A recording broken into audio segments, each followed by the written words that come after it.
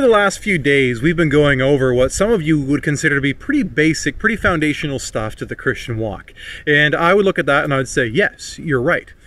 A little bit as to why we're going through some of those basics is because even though they are basic, they're not necessarily universally accepted by all followers of Christ. So I invite you to join with me on this journey at a pace in which hopefully we can keep everyone involved on the journey.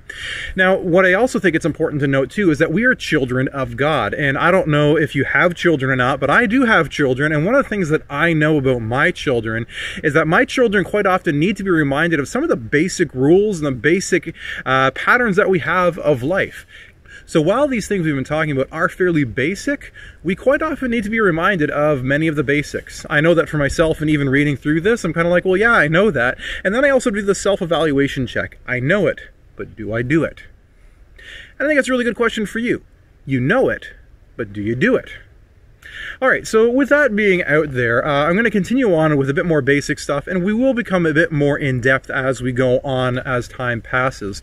So I invite you just to keep pace with us on this and just to keep wondering, what is God saying to you at this point in time?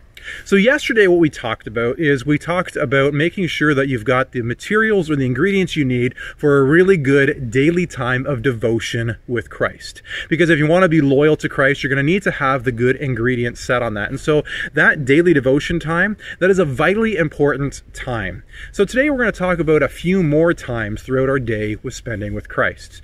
So in addition to the daily devotional time, I think it's important also to find times for, I would say, regular time outs. Now, what I mean by a regular time out is that throughout the pattern and the rhythm of the day, you might just need a time just to pause and recalibrate. And if you work in an office or in a factory or wherever you may work, it might just require that, hey, you know what, I'm just going to take my 15-minute break right now for a little bit of a walk, or whatever it may be, in which you step back from whatever is at hand and just meditate on the presence of God. And if you remember a few days ago when we talked about that word meditate, that's the idea of chewing on, allowing the truth of who God is to continually season throughout your day.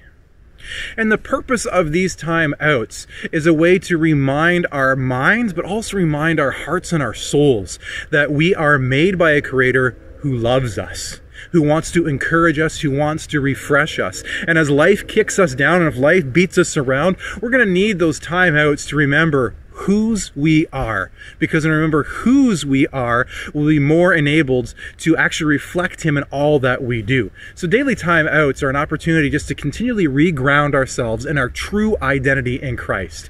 Chosen, beloved, children of God. And I find that quite often it is in those times which we intentionally take the time outs that God speaks most clearly to us and gives us the greatest sense of our belonging and our purpose in life. So please don't discount the importance of daily, regular time outs. The second time that I think we should be talking about today is the importance of a weekly Sabbath. Now, as I said, I think it was yesterday, to be careful not to become legalistic about some of these things. The purpose for these things being in the law was because God knows what is most beneficial for us in the first place.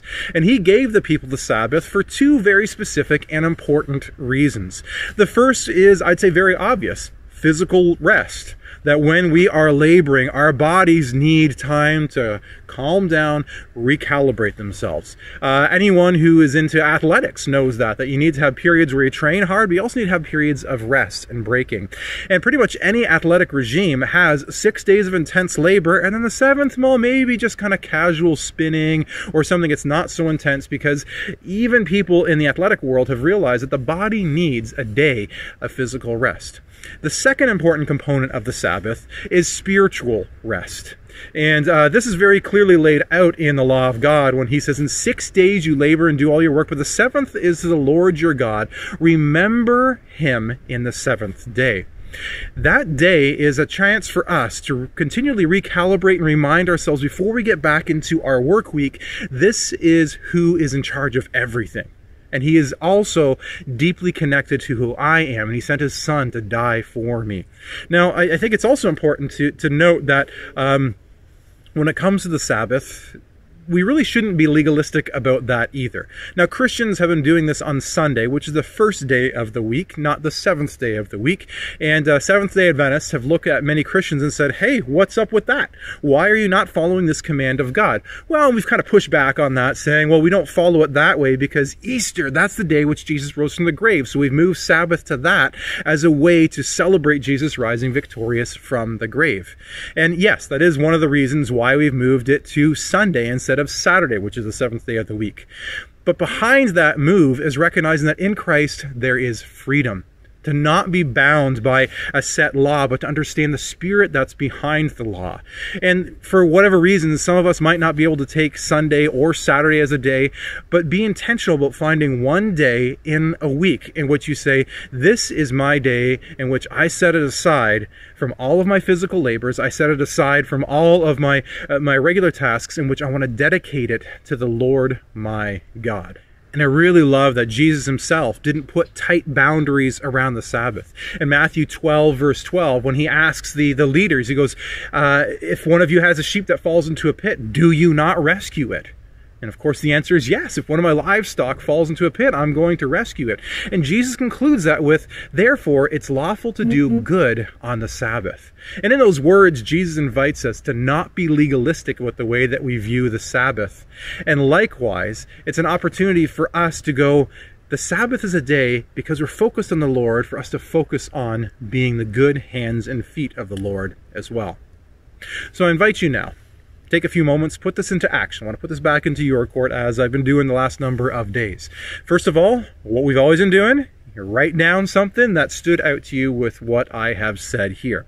Secondly, I want you to consider and write down what are the 2 additional ways that I talked about spending time with Christ. Write those down so that way, again, writing things down is a way that we can help train our minds to remember the way that God is calling us to live in relationship with Him. So moving into some practical and probably personal application, I invite you to take some time and look over your daily schedules, your daily routines, your weekly schedules and routines, monthly, and so on, and prayerfully hold them before God and say, Lord, is there enough time in here for legitimate rest in your presence? Am I taking enough time on my day-to-day, my weekly, and perhaps even annual schedule to make room to be in your presence? And listen to what God says. And abide in what God says to you. If He says you're doing great, keep holding that, fantastic, run with it. If He says maybe you should tweak it this way or shift it that way, give it a try. Because He knows what is best for you, and He is inviting you to fully abide in His love.